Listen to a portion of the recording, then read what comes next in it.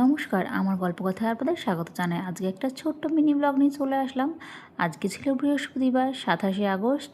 আর আজকে ছিল রাখি বন্ধন উৎসব আমাদের যোগা সেন্টারের তরফ থেকে, মানে মানিকপাড়া পতঞ্জলি যোগা সেন্টারের থেকে। আর আগামীকাল শুক্রবার আছে ঘূর্ণিতে, সেখানটাতে কৃষ্ণনগরের যত পতঞ্জলির সেন্টার আছে সকলে একসাথে মিলিত হবে। আর বিকেল ৪টে থেকে সেখানে অনুষ্ঠান পালিত হবে। সকালটা কিন্তু বেশ হাসি খুশিতেই গেল। সকালবেলাতে একটু প্রাণায়াম করে নিয়ে সকালে লেগে পড়লাম রাখি বন্ধন উৎসব পালন করতে।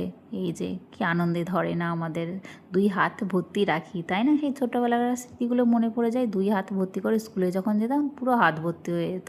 আর রাখি পরানোর সাথে সাথে কিন্তু সকলে মিষ্টি, বিস্কিট, চকলেট, তারপরে লাড্ডু অনেক কিছু নিয়ে এসেছিলো, সবার যে যার মতো করে। আমরা একটু গানও করেছিলাম। আর এই যেটু আমাদের প্রাণায়াম শেখান, ভীষণ ভালো।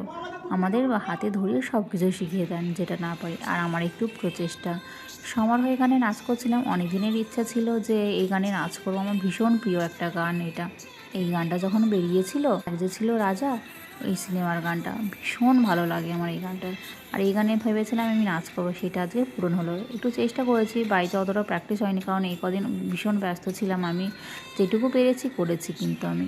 আর অনেকেই করেছে যে যার মতো প্রোগ্রাম। আমাদের সেন্টারের তরফ থেকে কতগুলো গান ছিল, সেগুলোও করা হয়েছিল।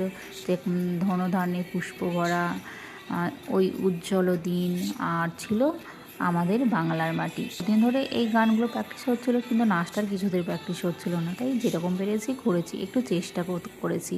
যদি ভুল হয় ক্ষমা করে দেবেন। সকালবেলাতে এই অনুষ্ঠানটা, আর তার সাথে সবার সাথে অনেক দিন পর দেখা সাক্ষাৎ করে ভীষণ ভালো লাগলো মনটা, কারণ সবাই তো সব দিন আসে না যোগা সেন্টারে।